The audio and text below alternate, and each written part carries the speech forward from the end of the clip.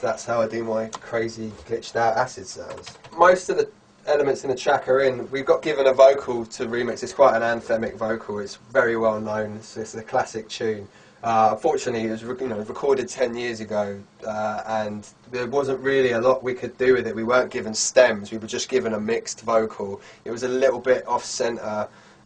It was out of time, so we used Ableton to kind of time it up, and Melodyne to actually tune it properly, because a friend of mine downstairs has got superhuman pitch detection, which is always handy. If you haven't got that, you can kind of use a Logic Auto Tune or something just to sort of see how far it's out. But the vocal on its own sounds like this. We are off deck with the live in check. A rough deck, me comfy Rex head. A rough deck, we got Tintalec. All in check, we got them all in check. It's obviously quite compressed already, so I didn't really want to go overboard with compressing it. I mean, the peaks and stuff weren't really too out of control.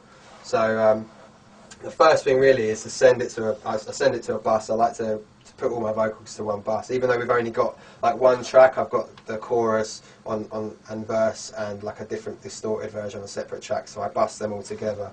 And I've just got like a kind of vocal compressor on there.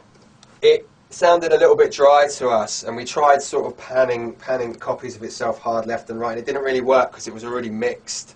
The vocal was already mixed. It wasn't like we were doing it with stems. So I put a Mondo mod on it, which I've never done before, but it actually worked quite well. It's a Waves plugin, and it's like a modulation thing. And it's what I've done is set it to extreme chorus, and basically what it does when it plays is just sort of. We are off deck with the live in check. A rough deck, me comfy Rex. Kind of moves the vocal left and right ever so slightly, like a tremolo effect or just like a normal chorus really, and it kind of giving it a little bit of flange and character. EQ, I've rolled off the bottom and I've boosted the top round here. Be careful not to boost too much, otherwise you end up with sibilance, which is not nice on anyone's ears. And yeah, I mean, there's not a lot we could really do to it. Obviously, delay is a good thing to put on vocals, and what I've done on this particular vocal track is a little trick that I picked up a little while ago using side chaining. Like I said, side chaining is a really good mix tool, not just to kind of for your kind of kick and your bass, but you can do all sorts of stuff with it. So what I've done is sent the vocal to a bus with a delay on it, tape delay. So if we listen to it being sent. We are off deck with the live in check. A rough deck, me comfy Rex. That's a pretty extreme delay, and obviously you can't have a delay like that running over your whole vocal. You won't be able to tell what's going on. It'll muddy up your mix, and it just won't work. At the same time, I hate having to automate sends to tape delays on the end of every little bit of vocal, and copying the automation, it just gets long. So what I figured out was that if you send the signal to a tape delay and then put a compressor on the tape delay, a really, really harsh sort of compressor, it's really doing a lot. The ratio is up 5:1, and the compression threshold's down to like minus 30 dBs. It's got like a fairly short release, and basically I've set the sidechain signal to be the actual vocal itself. So that sounds quite confusing, but the vocal's going to a bus with a delay on it, and the thing that's making the compressor keep the delay down is the vocal itself. And what that actually means is every time there's a gap in the vocal, the compressor will let off and the delay will come through. If we listen to like the end of the vocal, you see what I mean. Good boy, must if you come follow me. Got this, I mean, oh, you got energy. Are you time to get lively here?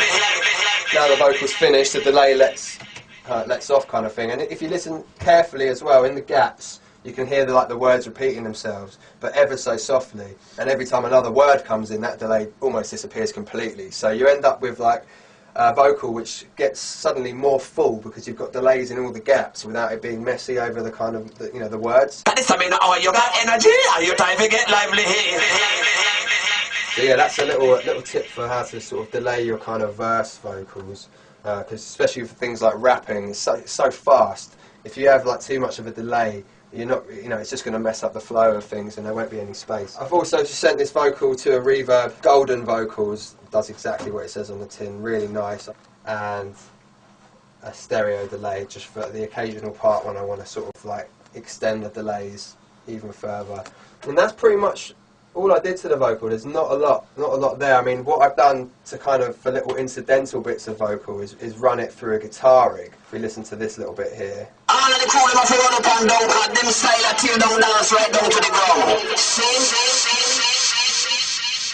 So So what that's doing is a kind of megaphone effect, and for the intro and breakdowns and stuff, you don't want the vocal in full because you want to save that for like, you know, your sort of, you know, the main body of the tune. So I kind of like having these like distorted vocals, sometimes panned. Yeah, I think that one's panned a little bit. It's distorted, driven it quite hard through a Logic distortion, and then run it through a guitar rig, which is basically doing like a chorus and a flanger effect and an ensemble to kind of sort of back up the vocal even more. EQ taking out the bottom end, and again, probably because I needed to turn it down at some point, and I didn't want to sort of automate the volume channel on the track because it means you've got less control when you come to mixing down your tune.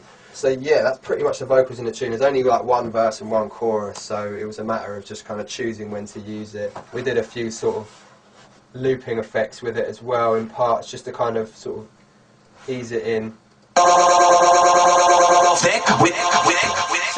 Simple but effective when you're kind of like sort of introducing a vocal back into the mix. So yeah, I basically, the order that I write my tunes is, you know, I get the body of the tune done first, and kind of I mix as I go along. I used to just sort of throw everything in and be like, oh, I'll get to that later, but then I found that, you know, it's actually quite hard to vibe if things sound messy, so I do generally spend a lot of time getting the drum beat right, getting the bass sounds right, stuff like that, and then I kind of, once I've got the main sort of body of the tune and the vocal mixed in and stuff, I then start thinking about breakdowns, and like, breakdowns are quite important in breakbeat. It's people go mad for it for some reason. It's like, it's the part where everyone goes the most nuts. There's big build-ups, and you know, it's a nice kind of way to kind of drop things down and then bring things up for one last bang on the second drop. So I'll just talk about a couple of things that I do to kind of gel sections together in breakdowns. My drums sometimes to kind of filter them up through breakdowns. It's a good way of letting people know the groove of what's coming, because sometimes if a drop comes in out of nowhere, people don't really go mad for it because they're not used to the groove. So what I'll do is I'll kind of tease in a bit of the rhythm of what's coming. So if I've got a bounce of an old drums mix of this tune here, slightly different to my main drum beat, but basically it's the same. What I've done is put a sonic destructor on it, which is a TC Works plugin. It's got this thing called a squeezer, which basically just squashes the crap out of pretty much anything you put it through. I've got the squeeze up to 100% and the hardness down a little bit, just to kind of make sure it's not going to go nuts. I mean, it actually came from a preset called Loop Exploder. I'm not sure how much I did to it, but if you've got this plugin, check it out, Loop Exploder. And the effect that it has is this. So it's kind of pumping, and you can hear the snares suddenly got like all extended, and it sounds really, really fat. Some people put it on their drums bus, but a lot more subtly than that, just to kind of get their drums a little bit fatter. But again, I'm a little bit wary of doing that sort of thing. But for breakdowns, I find it wicked. So I've got this Loop Exploder on. I've then put a ring shifter on it, which is another one of my favourite plugins. It's doing just a preset again. There's some wicked presets in this. Just go through them. Double mod this one. I might have tweaked it a bit, but the chances are I'm probably too lazy to. So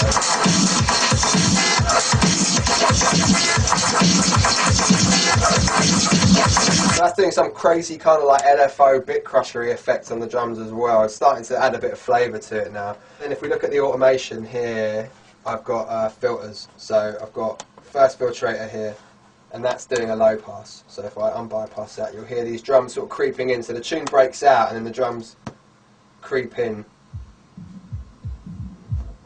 And because they're so fat, the filtering effect on them sounds wicked.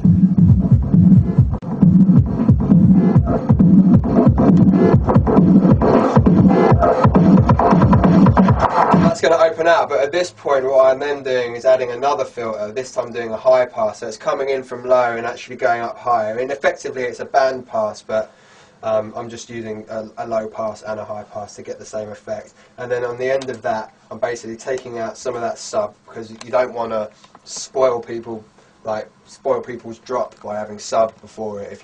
If your drop will have more impact if you've got nothing with kind of like really low frequencies before it. So I've kind of rolled the tops off and I've rolled the bottoms off, just to kind of make it sit in the midst of everything else.